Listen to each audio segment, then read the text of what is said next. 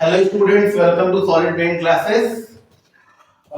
Last video हम लोग ने स्टार्ट किया था। इन लास्ट वीडियो हम लोगों ने क्या स्टार्ट किया था? Motion in a straight line start की थी।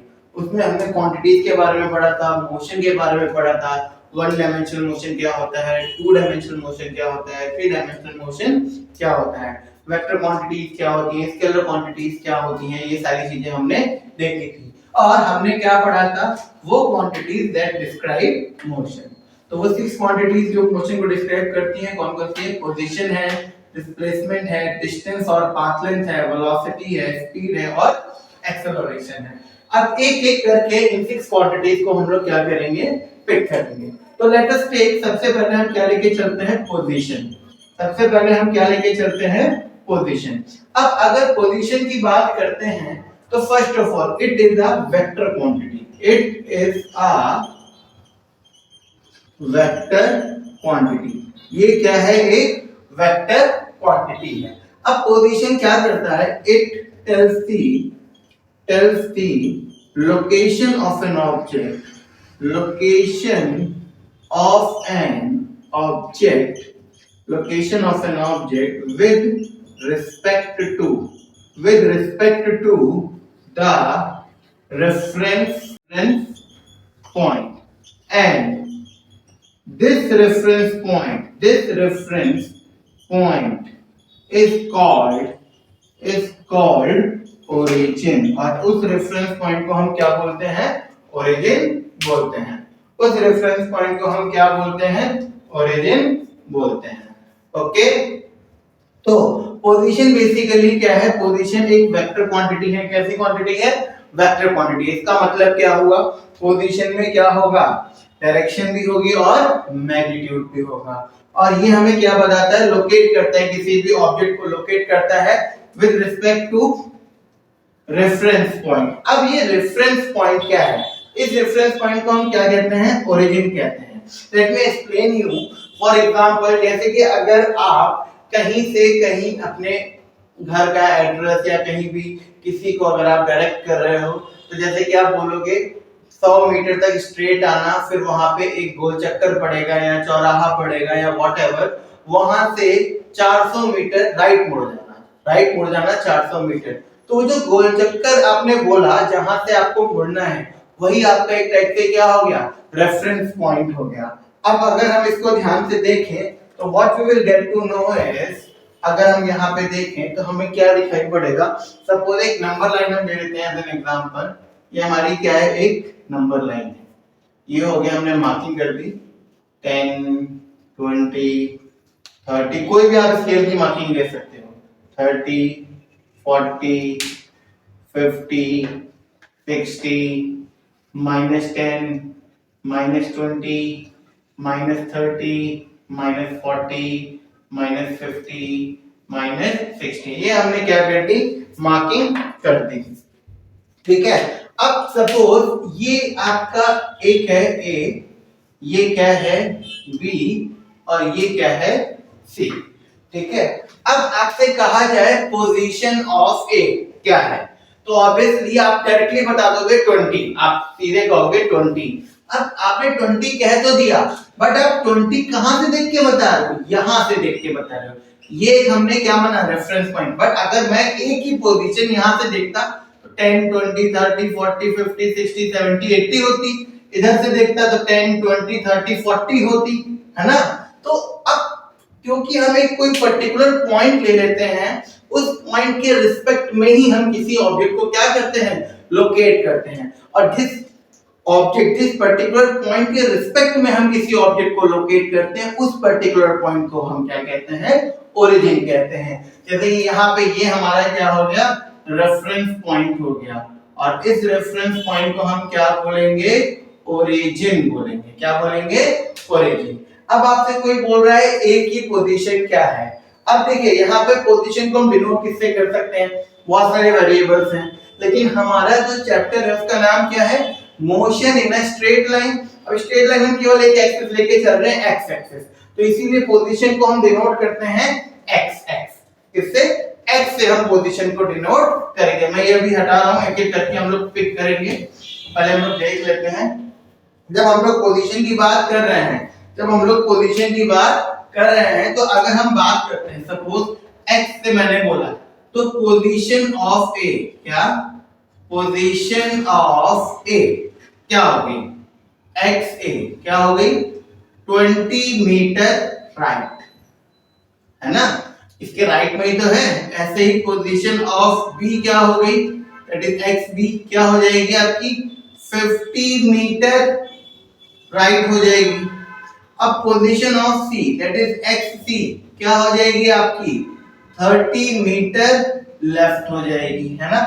अब ये लेफ्ट और राइट जैसे कि हमने लास्ट वीडियो में भी पढ़ा था, लेफ्ट और राइट बार बार लिखने से अच्छा है हम क्या ले सकते हैं, साइन, क्योंकि डायरेक्शन को हम किससे डिनोट करते हैं, साइन से डिनोट करते हैं। तो यहाँ पे भी हम क्या लिख सकते हैं, ए की पोजीशन क्या हो जाएगी 20 मीटर पॉजिटिव, बी की पोजीशन क्या हो जाएगी 50 मीटर पॉजिटिव और सी की पोजीशन क्या हो जाएगी -30 मीटर। तो राइट साइड को हमने क्या ले लिया, पॉजिटिव ले लिया और लेफ्ट साइड को क्या ले लिया, नेगेटिव ले लिया। अब ये कोई जरूरी नहीं है, अगर आप चाहो तो लेफ्ट को पॉजिटिव ले लो, राइट को नेगेटिव ले लो, it's up to you, but वो चीज आपको मेंशन करनी पड़ेगी whenever you are doing any question, तो यू नीड टू मेंशन कि आपको क्या पॉजिटिव लेना है और क्या नेगेटिव लेना है। तो पोजीशन आई गेस हम लोग को समझ में आ गया है। एक बार मैं और रिव्यू दे देता हूं। पोजीशन जो है वो ऑब्जेक्ट की लोकेशन बताएगी, एक किसके रिस्पेक्ट में, रेफरेंस पॉइंट के रिस्पेक्ट में, और उस रेफरेंस पॉइंट को हम बोलते हैं ओरिजिन। अब ये मेरा रेफरेंस पॉइंट है, सपोज ये रेफरेंस पॉइंट है। अब ऑब्जेक्ट या तो इसके राइट में होगा या इसके लेफ्ट में होगा, तो इससे आप देख लेंगे कितनी दूर है, लेफ्ट या राइट। राइट है तो पॉजिटिव ले लिया, लेफ्ट है तो नेगेटिव ले लिया। अब राइट और लेफ्ट डायरेक्शन आ गई, इसका मतलब पोजीशन। नाउ पोजीशन के बारे में हमने पढ़ लिया, but let us discuss once more. तो पोजीशन क्या है, पोजीशन हमें ऑब्जेक्ट की लोकेशन देगी, किसके रिस्पेक्ट में, एक रेफरेंस पॉइंट के रिस्पेक्ट में। जैसे कि ये मार्कर है, इसको मैंने रेफरेंस पॉइंट ले लिया। अब ऑब्जेक्ट या तो इसके राइट में होगा या लेफ्ट में होगा। अब तुम कह सकते हो सर इधर भी तो हो सकता है, ऑब्वियसली, बट हम वन डायमेंशनल मोशन पढ़ रहे हैं तो आप केवल एक ही डायमेंशन अभी लेके चलोगे, या तो ऐसे ऐसे ले लो या ऐसे ऐसे ले लो या ऐसे ऐसे ले लो। तो एक तरफ पॉजिटिव और एक तरफ नेगेटिव, या इधर पॉजिटिव और इधर नेगेटिव। तो पोजीशन क्या है आपकी, वेक्टर क्वांटिटी है, ठीक। इससे जो दूरी हो गई वही आपकी पोजीशन हो गई, ठीक है। इतनी दूरी इतनी दूरी इतनी दूरी इस तरफ या इस तरफ, क्लियर। अब क्योंकि वन डायमेंशनल मोशन है, एक्स एक्सिस पे हम चल रहे हैं, इसीलिए हमने एक्स से डिनोट कर लिया। अभी देखो अब इसको वाई से भी डिनोट कर लेंगे, क्योंकि वाई एक्सिस पे जब चलेंगे तो पोजीशन को आप वाई से भी डिनोट कर सकते हैं, कोई भी एक एक्स वाई या जेड से आप इसको डिनोट कर सकते हैं। अच्छा, पोजीशन तो हमें समझ में आ गया। अब नेक्स्ट क्वांटिटी की हम बात करते हैं, जो हमारी सेकंड क्वांटिटी है वो कौन सी है, डिस्प्लेसमेंट। वो कौन सी क्वांटिटी है, डिस्प्लेसमेंट। अभी मैं पोजीशन हटा नहीं रहा हूं, देखिए ये इसी में हम लोग क्या देख लेते हैं, डिस्प्लेसमेंट देख लेते हैं। तो जब हम डिस्प्लेसमेंट की बात करते हैं, लेट्स टॉक अबाउट डिस्प्लेसमेंट। क्या, डिस्प्लेसमेंट। तो अब ये कौन सी क्वांटिटी है, it is a vector quantity. ये भी कौन सी क्वांटिटी है, it is a vector quantity. Displacement भी हमारी कौन सी क्वांटिटी है, वेक्टर क्वांटिटी है। और इसको कैसे डिफाइन करते हैं, it is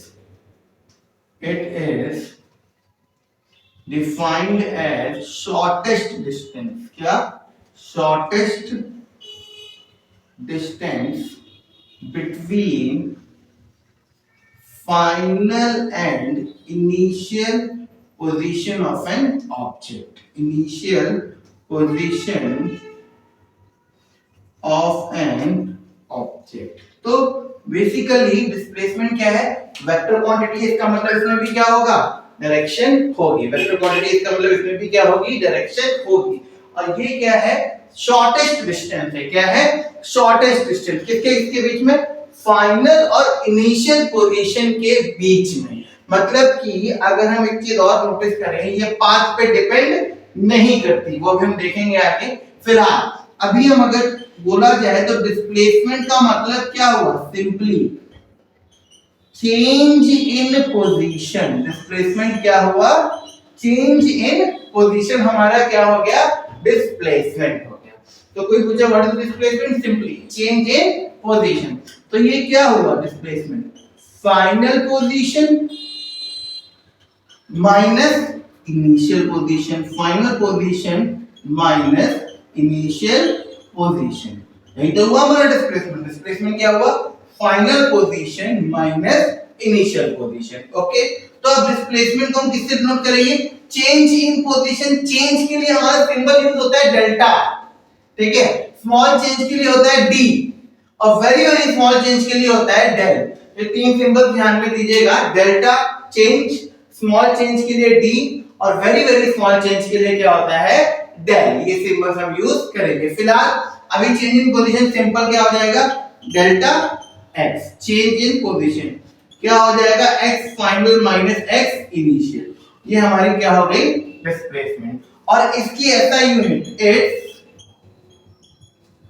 SI unit is metre. इसकी एसआई यूनिट क्या हो गई, मीटर। ओके, अच्छा अब हम देख लेते हैं डिस्टेंस भी, उसी के साथ हम लोग दोनों टॉपिक अच्छे से समझ लेंगे। अब हम बात करते हैं थर्ड क्वांटिटी की, जो कि क्या है, डिस्टेंस, या फिर इसको हम पाथ लेंथ भी बोलते हैं। क्या, पाथ लेंथ, या फिर हम इसे बोलते हैं डिस्टेंस बोलते हैं, इसे बोलते हैं हम डिस्टेंस, ठीक है। पाथ लेंथ बोलते हैं, या फिर इसे हम क्या बोलते हैं, डिस्टेंस बोलते हैं। वी कॉल इट डिस्टेंस, ठीक है। तो डिस्टेंस बेसिकली क्या होता है, पहली बात ये कौन सी क्वांटिटी है, ये स्केलर क्वांटिटी है। क्या है, it is a scalar quantity.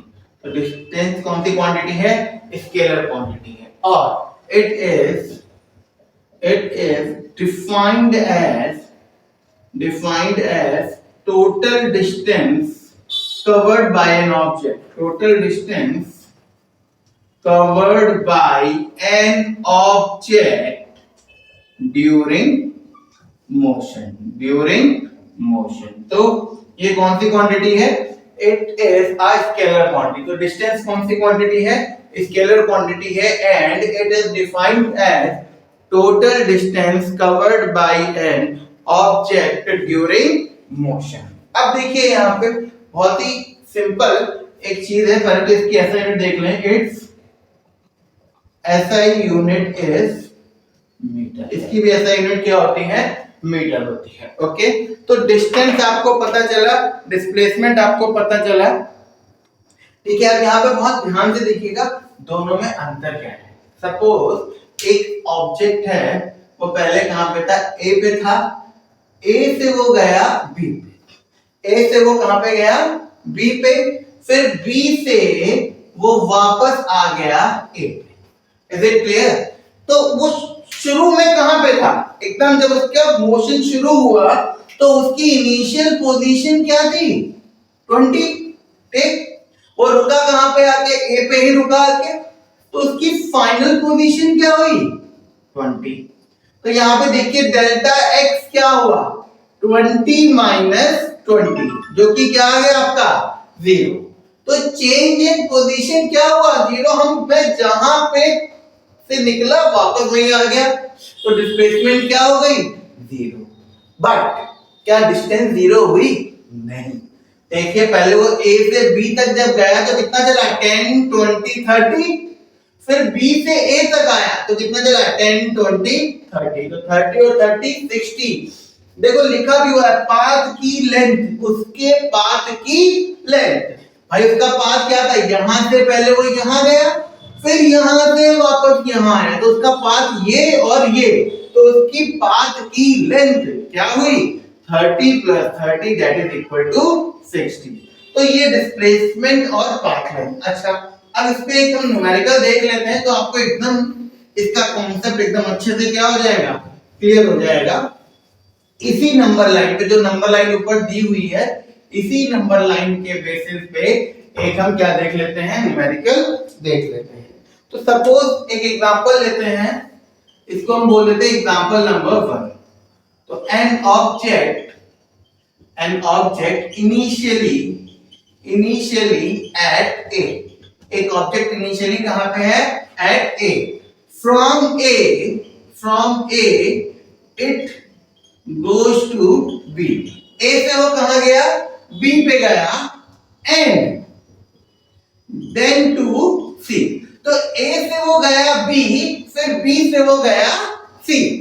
ए से बी गया और बी से कहां गया, सी गया। अब ये क्या कह रहा है क्वेश्चन, फाइंड करिए, क्या फाइंड करिए, डिस्प्लेसमेंट एंड डिस्टेंस। क्या फाइंड करिए आप, डिस्प्लेसमेंट फाइंड करिए और डिस्टेंस फाइंड करिए।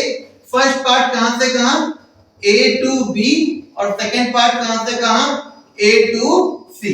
ए टू बी और ए टू सी हमें क्या फाइंड करना है, डिस्प्लेसमेंट और डिस्टेंस फाइंड करना है। चलो भाई फाइंड करते हैं। अब जब हम इनमें सॉल्यूशन करेंगे तो देखो पहले हम लेते हैं ए टू बी की कंडीशन लेते हैं। ए से बी तक हो गया, तो पहले देखो इनिशियल पोजीशन क्या है, ए से स्टार्ट हुआ तो इनिशियल पोजीशन क्या हो गई, 20। इनिशियल पोजीशन हमारी कितनी हो गई, 20।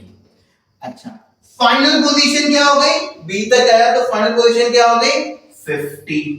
तो इसका मतलब जो हमारा डिस्प्लेसमेंट है दैट इज डेल्टा एक्स, वो क्या हो गया, 50 माइनस 20 कितना हो गया, 30 मीटर। Is it clear? अच्छा, अब ए से बी गया वो, तो उसने डिस्टेंस कितनी चली ये भी देख लेते हैं। तो जो उसने डिस्टेंस ट्रेवल की वो हमारी कितनी हो गई, वो कहां से कहां गया, ए से बी, तो 10 20 30 कितना चला वो, अगेन कितना चला वो, 30 मीटर। देखो डिस्टेंस उसकी कितनी हो गई, 30 मीटर, और डिस्प्लेसमेंट भी उसकी कितनी हो गई, 30 मीटर। नोटिस करिएगा दोनों चीजें क्या ही हैं, अभी सेम आई हैं। अब हम अगले पार्ट पे आते हैं, सेकंड पार्ट पे। Now focusing on the second part. अब सेकंड पार्ट में देखिए आप, ए से सी, तो इनिशियल पोजीशन ए से स्टार्ट हुआ, तो इनिशियल पोजीशन अब कितनी है उसकी, 20। ओके, और फाइनल पोजीशन अब कितनी है, कहां पे जाके रुका वो, सी पे, दैट इज -30। ठीक, अब अगेन जो हमारा displacement that is delta x क्या होगा, फाइनल माइनस इनिशियल, तो -30 फाइनल है, इसमें से क्या माइनस कर दोगे, 20 माइनस कर देंगे, तो माइनस इंटू प्लस क्या हो जाएगा, माइनस, तो -30 माइनस 20 कितनी हो गई डिस्प्लेसमेंट आपकी, -50 मीटर। डिस्प्लेसमेंट कितनी हो गई, -50 मीटर की हमारी क्या हो गई, डिस्प्लेसमेंट हो गई। अच्छा, अब आगे बढ़ते हैं भाई, चलो डिस्टेंस भी निकाल लें। डिस्टेंस बोल लो या फिर पाथ लेंथ बोल लो। अब उसकी पाथ लेंथ ध्यान दीजिएगा, उसका पाथ पहले आपको पता होना चाहिए क्या है, और उस पाथ की हम क्या निकालेंगे, लेंथ निकालेंगे। तो उसकी पाथ क्या फॉलो किया है, ए से ए टू बी फिर टू सी, तो पहले वो ए से बी गया तो कितना चला, देखिए 10 20 30। ठीक, अब बी से सी तक गया तो 30 से 40 50 60 70 80 90 100 110। तो जो उसने पाथ फॉलो किया है वो डिस्टेंस क्या हो गई उसकी, 110 मीटर। वो उसकी क्या हो गई, 110 मीटर उसकी क्या हो गई, पाथ लेंथ हो गई, या फिर क्या हो गई, डिस्टेंस हो गई। आई बात समझ में कि नहीं आई बात समझ में, पाथ लेंथ क्या हो गई, वो डिस्टेंस हो गई। आई बात समझ में कि नहीं आई बात समझ में, तो डिस्टेंस हमारी क्या हो गई, पाथ लेंथ हो गई, डिस्टेंस। ठीक है, ये हमारी क्या हो गई 110 मीटर, और डिस्प्लेसमेंट कितनी हो गई, -50 मीटर हो गई। आई बात समझ में। तो डिस्प्लेसमेंट हमने कैसे निकाली, फाइनल पोजीशन में से इनिशियल पोजीशन को सिंपली क्या कर दिया, माइनस कर दिया। क्यों, क्योंकि इनिशियल पोजीशन क्या थी उसकी, ए से शुरू हुआ 20 थी, और फाइनल पोजीशन क्या है उसकी, -30 है। तो अब यहाँ पे अगर हम एक नोट बनाएं इस डेटा से, इस न्यूमेरिकल से हमें क्या पता चला, नोट में हम क्या लिखेंगे। अब देखो जब ऑब्जेक्ट केवल एक ही डायरेक्शन में था, if object is moving in one direction only, if object is moving in one direction only, then magnitude of displacement is equal to distance। मतलब कि अगर एक ही डायरेक्शन में ऑब्जेक्ट चल रहा है तो जो डिस्प्लेसमेंट है डेल्टा एक्स का जो मैग्नीट्यूड है वो हमेशा क्या रहेगा, इक्वल रहेगा किसके, डिस्टेंस के क्या रहेगा, इक्वल रहेगा। ठीक, लेकिन सेकंड पॉइंट में क्या लिखेंगे, इफ डायरेक्शन चेंजेस, अगर डायरेक्शन क्या हो रही है, चेंज हो रही है, तब then magnitude of displacement will be less than distance, मतलब सेकंड सिनेरियो क्या हुआ कि जो डेल्टा एक्स का जो मैग्नीट्यूड है वो लेस देन क्या रहेगा, डिस्टेंस रहेगा। अब इन दोनों इक्वेशन से अगर हम देखें तो हमें क्या पता चलेगा, जो डेल्टा एक्स का मैग्नीट्यूड है मतलब डिस्प्लेसमेंट का magnitude will always be less than equal to distance. मतलब कि जो डिस्प्लेसमेंट है वो कभी भी पाथ लेंथ से ज्यादा नहीं हो सकता। जो आपका डिस्प्लेसमेंट है वो कभी भी पाथ लेंथ या डिस्टेंस से ज्यादा नहीं हो सकता। यहां हमें क्या बदला, इसको मैं डिस्प्लेसमेंट लिख लूं, क्या आएगा, डिस्प्लेसमेंट का मैग्नीट्यूड अपॉन डिस्टेंस, इसका जो रेशियो आएगा वो हमेशा लेस देन इक्वल टू 1 आएगा। कभी-कभी इसको रेसिप्रोकल कर देते हैं और I can write that distance upon में डिस्प्लेसमेंट वो जो आएगा वो ग्रेटर देन और इक्वल टू 1 आएगा। ये आपका एक पॉइंट हो गया, पहला पॉइंट ये हो गया, दूसरा पॉइंट ये हो गया। थर्ड पॉइंट हम लोग देख लेते हैं। अच्छा, ये डाटा मैं नोट कर लेता हूं। देखो ये केस 1 में A टू B में, यहां पे मैं लिख लेता हूं क्योंकि अभी एक एग्जांपल और करेंगे तो उसमें काम आएगा। A टू B में जो आपकी डिस्प्लेसमेंट है वो कितनी है, 30 है, और जो डिस्टेंस है वो भी कितनी है, 30 है। और A टू C में जो हमारी डिस्प्लेसमेंट है वो कितनी है, -50 है, और जो डिस्टेंस है वो कितनी है, 110 है। ठीक है, अब वापस आते हैं। तो पहली चीज क्या कि जो डिस्प्लेसमेंट है, अगर ऑब्जेक्ट एक ही डायरेक्शन में मूव कर रहा है तो डिस्प्लेसमेंट हमेशा डिस्टेंस के बराबर होगी। और अगर उसकी डायरेक्शन बदली, जैसे कि सेकंड केस में हुआ है, देखो डिस्प्लेसमेंट का magnitude, I am saying magnitude कितना है, 50, और डिस्टेंस का मैग्नीट्यूड कितना है, 110। तो डायरेक्शन अगर बदली तो डिस्प्लेसमेंट का मैग्नीट्यूड डिस्टेंस से क्या हो गया, कम हो गया। तो जब भी आप रेशियो निकालेंगे डिस्प्लेसमेंट अपॉन डिस्टेंस तो वो रेशियो हमेशा लेस देन और इक्वल टू 1 आएगा। और सेकंड सिनेरियो में इसका रेसिप्रोकल हो जाएगा तो ग्रेटर देन और इक्वल टू 1 आएगा, ग्रेटर देन और इक्वल टू 1 आएगा। तो ये हमें पता चल गया। अच्छा, इसका थर्ड जो है बच्चों, 2 पॉइंट तो हमें पता चल गए। अब थर्ड पॉइंट क्या है, देखिए डिस्प्लेसमेंट क्या है। अगर पहले हमने देखा था अगर मैं A से B गया और वापस A पे आ गया, उस केस में डिस्प्लेसमेंट क्या हो रहा था, 0 हो रहा था। तो अब इसी में आगे हम क्या देख सकते हैं कि जो डिस्प्लेसमेंट है, क्या 2 पॉइंट्स ये हो गए। Third point will be what, displacement can be positive, negative और जीरो। अब डिस्प्लेसमेंट पॉजिटिव भी हो सकता है, नेगेटिव भी हो सकता है और जीरो भी हो सकता है। अगर आपकी इनिशियल और फाइनल पोजीशन सेम है ऑब्जेक्ट की तो उस केस में जो आपका डिस्प्लेसमेंट है वो क्या आएगा, जीरो आएगा। क्या आएगा, जीरो आएगा। आई बात समझ में कि नहीं आई बात समझ में?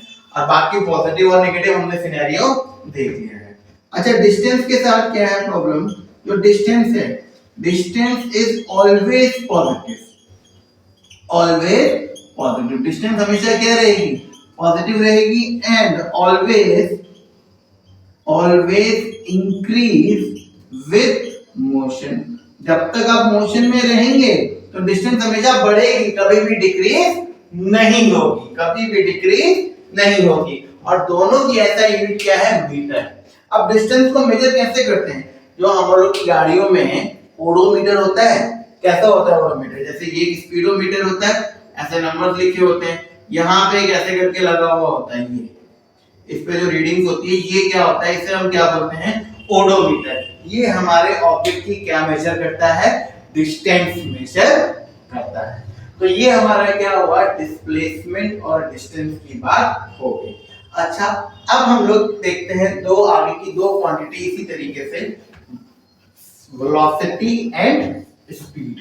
क्या देखते हैं, वेलोसिटी एंड स्पीड। तो अब अगर हम लोग बात करें velocity, third quantity sorry fourth quantity क्या है हमारी, वेलोसिटी।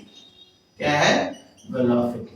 तो वेलोसिटी क्या है, ये कौन सी क्वांटिटी है, ये वेक्टर क्वांटिटी है। वेलोसिटी कौन सी क्वांटिटी है, वेक्टर क्वांटिटी है। तो इट इज अ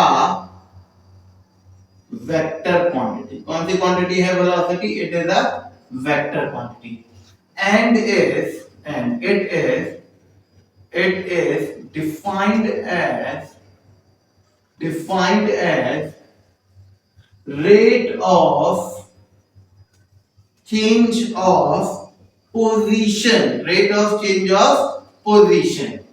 तो कैसे डिफाइन होती है, rate of change of position हमारी क्या हुई, वेलोसिटी हुई। मतलब कि देखो रेट और ये क्या होगा, चेंज ऑफ पोजीशन। तो अगर हम दिखाएं वेलोसिटी को पूछे क्या हुआ, तो हुआ चेंज इन पोजीशन, है ना, अपॉन में टाइम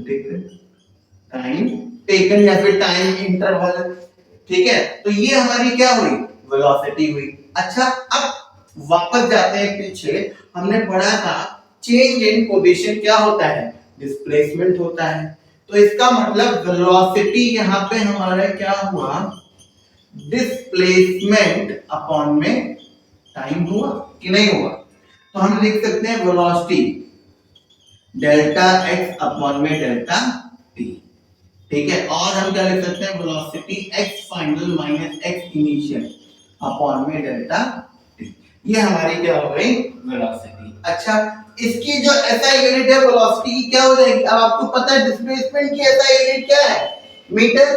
डिस्प्लेसमेंट की एसआई यूनिट क्या है, मीटर अपॉन में सेकंड। तो वेलोसिटी की एसआई यूनिट क्या हो जाएगी, एसआई यूनिट हमारी क्या हो जाएगी, मीटर पर सेकंड, या फिर मीटर सेकंड इनवर्स भी अब हम लोग लिखने लगे हैं। क्या लिखने लगे हैं, मीटर सेकंड इनवर्स। ये किसकी यूनिट हो गई, वेलोसिटी की यूनिट हो गई। अच्छा जी, अब जो वेलोसिटी की डायरेक्शन है वो हमेशा डिस्प्लेसमेंट की डायरेक्शन होगी। अगर डिस्प्लेसमेंट जीरो है तो वेलोसिटी क्या आएगी, जीरो। जैसे कि आप घर से स्कूल गए, स्कूल से घर आए, तो डिस्प्लेसमेंट क्या हुई, जीरो, तो वेलोसिटी भी क्या हो गई, जीरो। क्योंकि अगर डिस्प्लेसमेंट जीरो है तो आपकी वेलोसिटी भी क्या हो जाएगी, जीरो।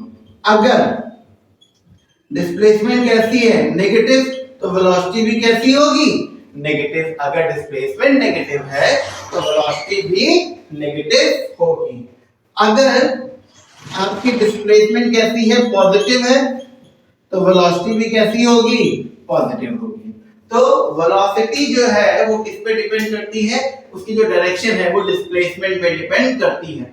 डिस्प्लेसमेंट अगर जीरो है तो वेलोसिटी जीरो है, डिस्प्लेसमेंट अगर पॉजिटिव है तो वेलोसिटी पॉजिटिव है, डिस्प्लेसमेंट अगर नेगेटिव है तो वेलोसिटी नेगेटिव है। और इसकी ऐसा यूनिट क्या होती है, metre per second.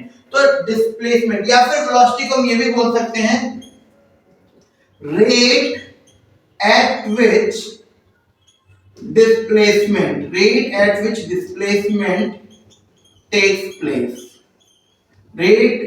displacement takes place is called velocity। अच्छा, बहुत से लोग हो सकता है आपको पता है rate of change of displacement with respect to time, तो बता दीजिएगा ये गलत है।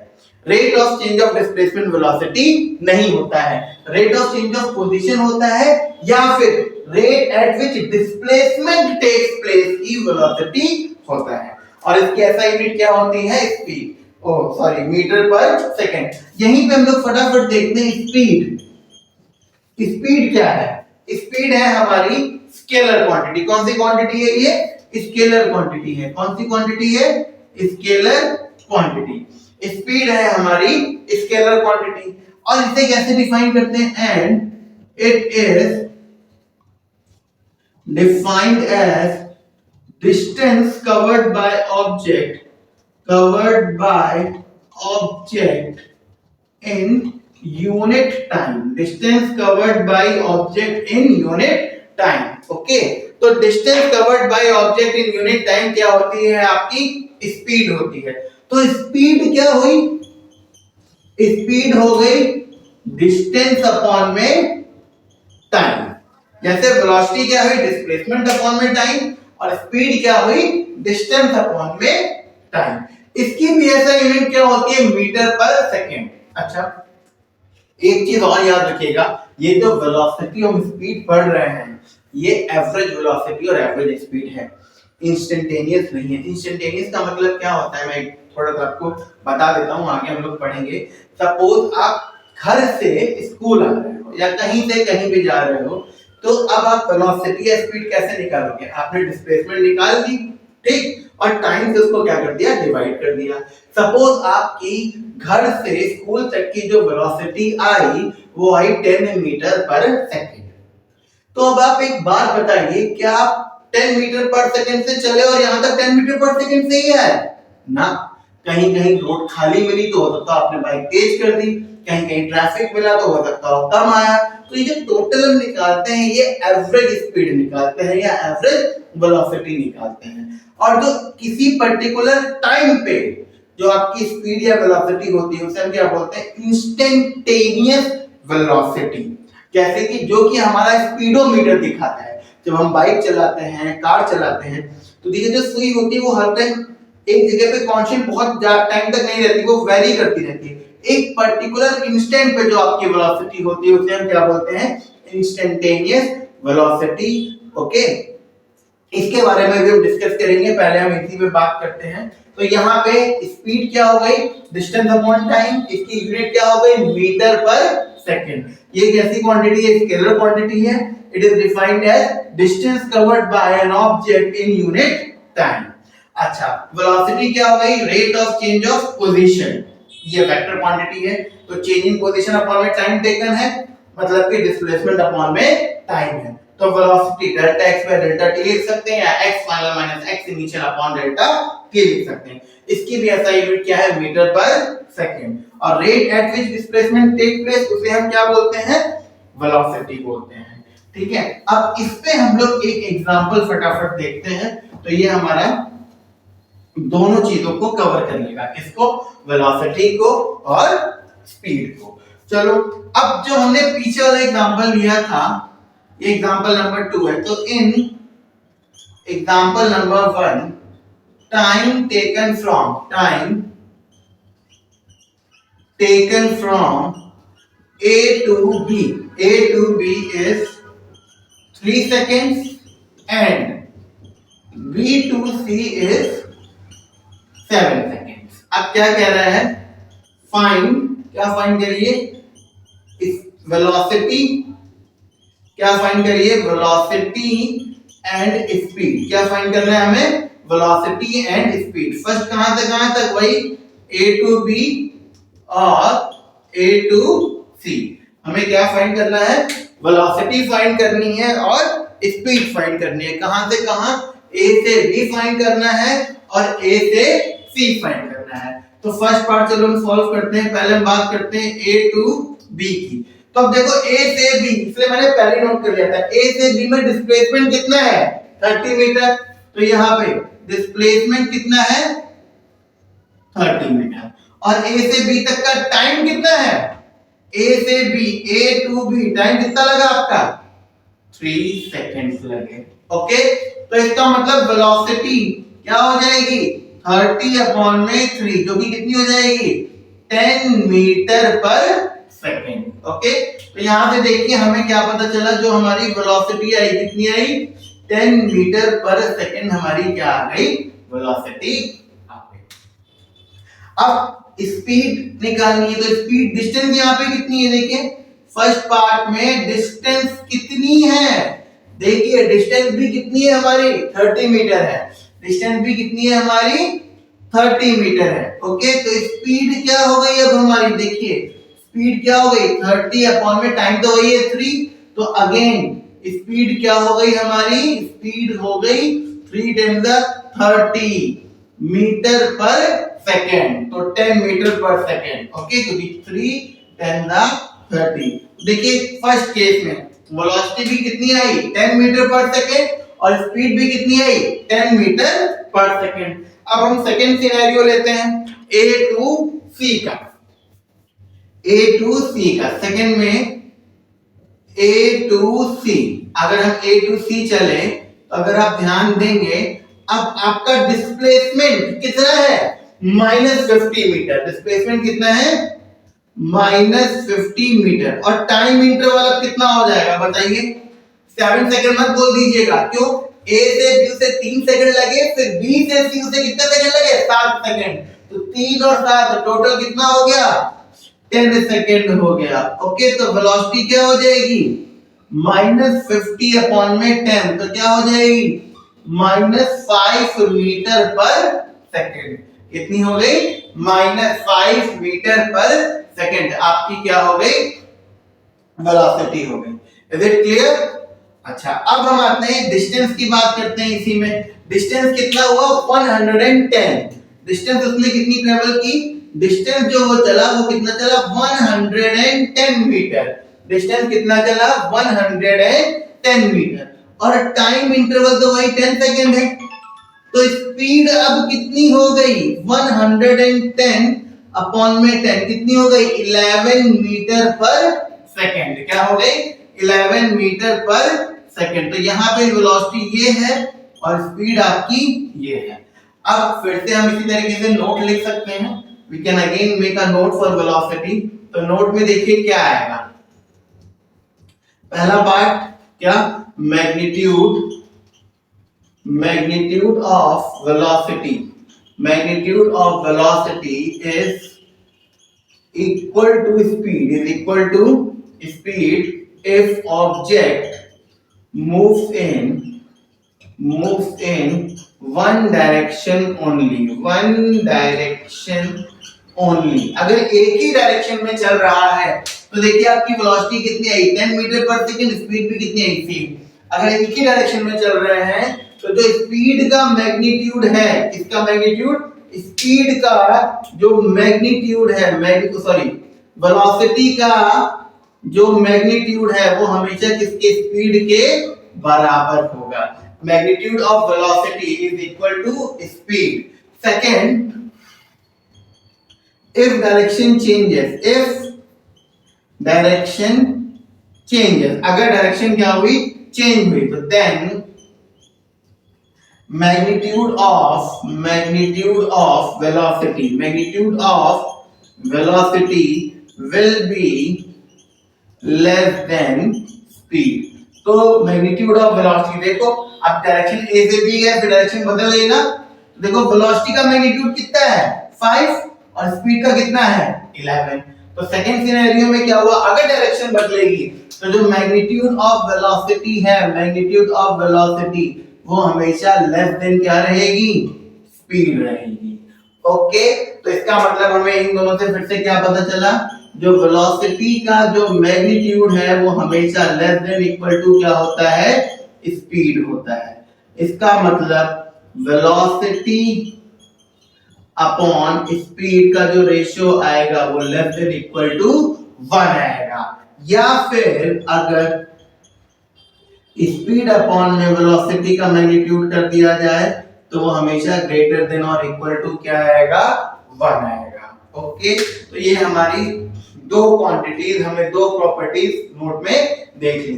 थर्ड प्रॉपर्टी क्या है, वही velocity can be positive, negative और जीरो, जो कि मैं यहाँ पे नहीं लिख रहा हूं। हमें पता है वेलोसिटी पॉजिटिव भी हो सकती है, नेगेटिव भी हो सकती है और जीरो भी हो सकती है। और जो स्पीड है वो हमेशा क्या रहेगी पॉजिटिव रहेगी। हाँ, इंक्रीज डिक्रीज हो सकती है बट हमेशा क्या रहेगी पॉजिटिव रहेगी। Is it clear. तो ये हमारा क्या हुआ वेलोसिटी और स्पीड। ओके, तो वेलोसिटी डिस्प्लेसमेंट अपॉन में टाइम है, स्पीड डिस्टेंस अपॉन में टाइम है। इज इट क्लियर और नॉट क्लियर। अब हम आएंगे थर्ड पॉइंट पे। अब हम आएंगे थर्ड पॉइंट पे, जो कि है, सॉरी थर्ड पॉइंट में कह रहा हूं बार बार, बाय मिस्टेक। अब हम आएंगे सिक्स्थ क्वांटिटी पे, जो कि है एक्सेलरेशन, जो कि है एक्सेलरेशन। आई गेस ये आपको समझ में आ गया होगा। लास्ट क्वांटिटी हम डिस्कस कर लेते हैं, जो कि क्या है, एक्सेलरेशन। अब अभी तक तो हमें पता था कि मोशन मतलब वेलोसिटी, स्पीड। अब हम देख लेते हैं एक्सेलरेशन। लास्ट क्वांटिटी जो है एक्सेलरेशन, इसमें मैं एक चीज और बताऊंगा जो जनरली आपको कोई बताएगा नहीं, आई गेस। एक्सेलरेशन, पहली बात तो ये कौन सी क्वांटिटी है, it is a vector quantity. कौन सी क्वांटिटी है, वेक्टर क्वांटिटी है ये। अब घर पे आप बाइक चलाते हैं, स्कूटी चलाते हैं, कार चलाते हैं, तो स्पीड किससे बढ़ाते हैं, कुछ किसी पे करते हैं ना, उसे क्या बोलते हैं, एक्सेलरेटर। ज्यादा एक्सेलरेट कर दिया, फटाफट स्पीड बढ़ रही है, धीरे से एक्सेलरेट किया, धीरे धीरे स्पीड बढ़ रही है। तो एक्सेलरेशन बेसिकली क्या है, तो it is defined as rate of change of velocity. क्या, rate of change of velocity हमारा क्या होगा, एक्सेलरेशन। तो कोई पूछे एक्सेलरेशन क्या हुआ, तो एक्सेलरेशन का मतलब क्या हुआ, चेंज इन वेलोसिटी, है ना, अपॉन में टाइम इंटरवल, अपॉन में टाइम इंटरवल। एक्सेलरेशन क्या हुआ, चेंज इन वेलोसिटी अपॉन में टाइम इंटरवल, क्या हुआ, एक्सेलरेशन हुआ। चेंज इन वेलोसिटी अपॉन में टाइम इंटरवल क्या हुआ, एक्सेलरेशन हुआ। आई बात समझ में। तो अब देखो चेंज इन वेलोसिटी, तो एक्सेलरेशन क्या हुआ,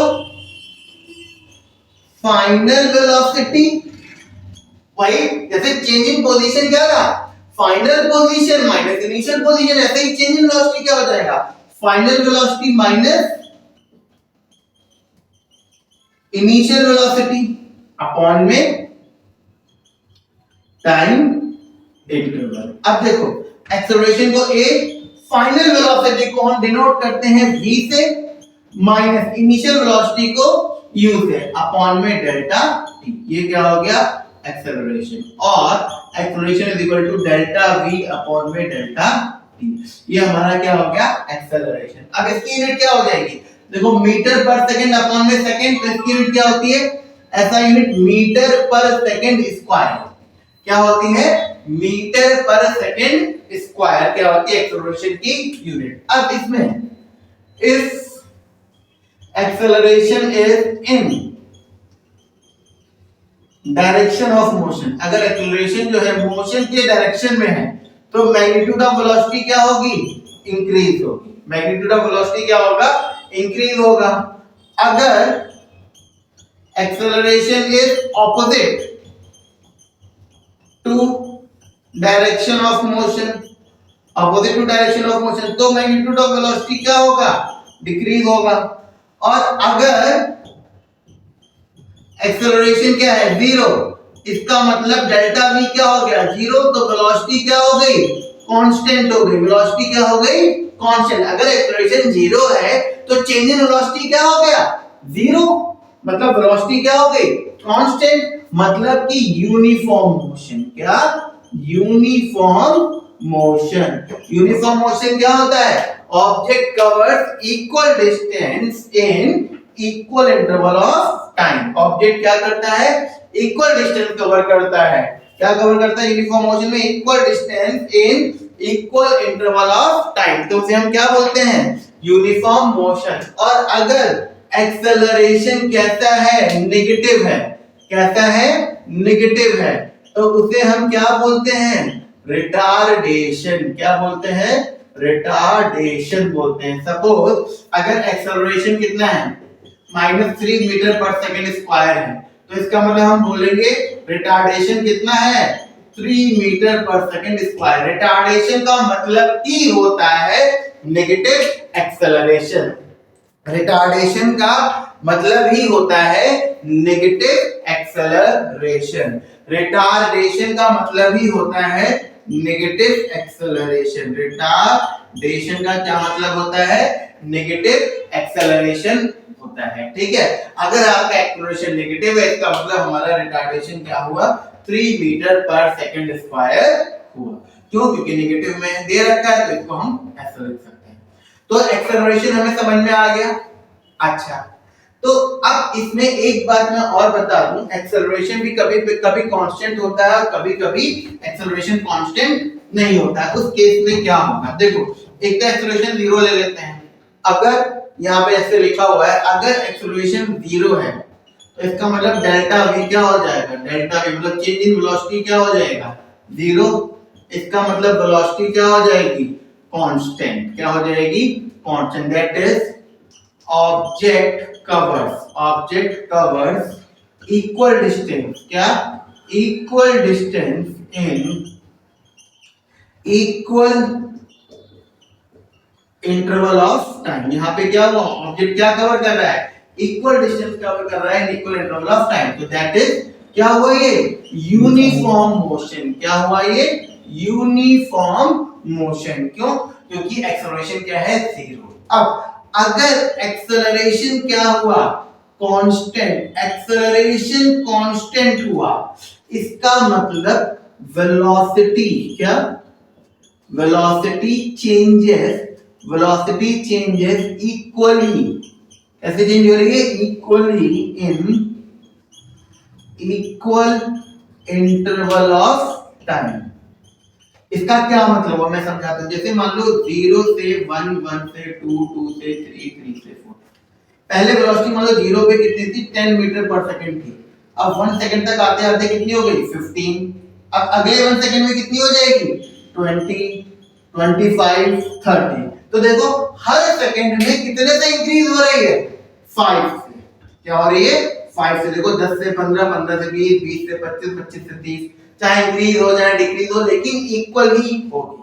अच्छा, इसी में अगर एक्सेलरेशन कांस्टेंट नहीं है, एक्सेलरेशन कांस्टेंट नहीं है तो क्या होगा? Velocity changes unequally. क्या? Unequally in equal interval of time. Okay, तो ये दोनों सिनेरियो है नॉन यूनिफॉर्म मोशन के, लेकिन यहाँ पे वेलोसिटी अनइक्वली चेंज होगी। जैसे फिर से ये लो, इस वाले केस के लिए क्या होगा? 0।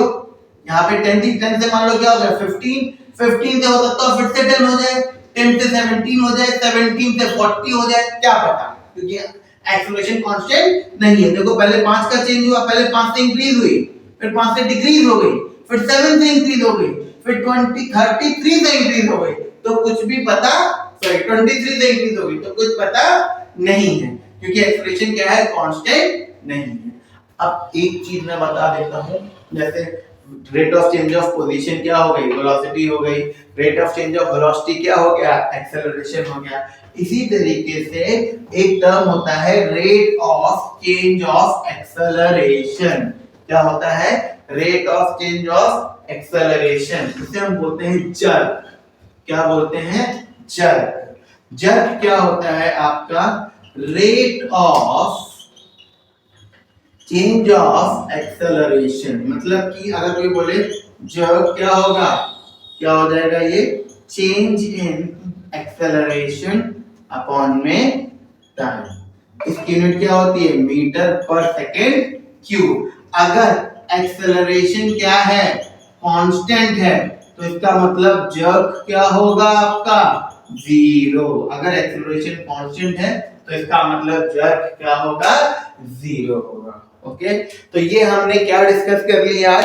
6 क्वांटिटीज हमने डिस्कस कर ली और एक एक्स्ट्रा मैंने फिर बता दिया आपको जर्क, जो कि 7th क्वांटिटी है बट एज सच इसका अभी यूज नहीं है। तो 6 क्वांटिटी हमने क्या कर ली है? डिस्कस कर ली है। अब नेक्स्ट वीडियो में हम लोग आगे का पढ़ेंगे। अब हम लोग क्या पढ़ेंगे? ग्राफ पढ़ेंगे। क्या पढ़ेंगे? ग्राफ पढ़ेंगे। ठीक है, ग्राफ में वेलोसिटी टाइम ग्राफ पढ़ेंगे, पोजीशन टाइम ग्राफ पढ़ेंगे। तो क्लास 11th का मोशन इन स्ट्रेट लाइन का हमने 3rd चैप्टर फिजिक्स का किया है। अभी तक कितनी क्वांटिटीज हमने कर ली है? 6 क्वांटिटीज तक हमने पूरा कर लिया है। अगर आपको कोई भी डाउट है तो आप जो है वीडियो में दिया हुआ है नीचे फोन नंबर, उसमें आप क्या कर सकते हैं, कांटेक्ट कर सकते हैं। और हमारे channel the solid brain classes को क्या करिए, TSB को लाइक करिए, सब्सक्राइब करिए और इसको शेयर भी कीजिए। और बाकी कोई भी प्रॉब्लम आती है तो आप हमारे सेंटर पे भी विजिट कर सकते हैं, जो कि कहाँ पे है, चंद्रिका टावर पे है। Thank you very much.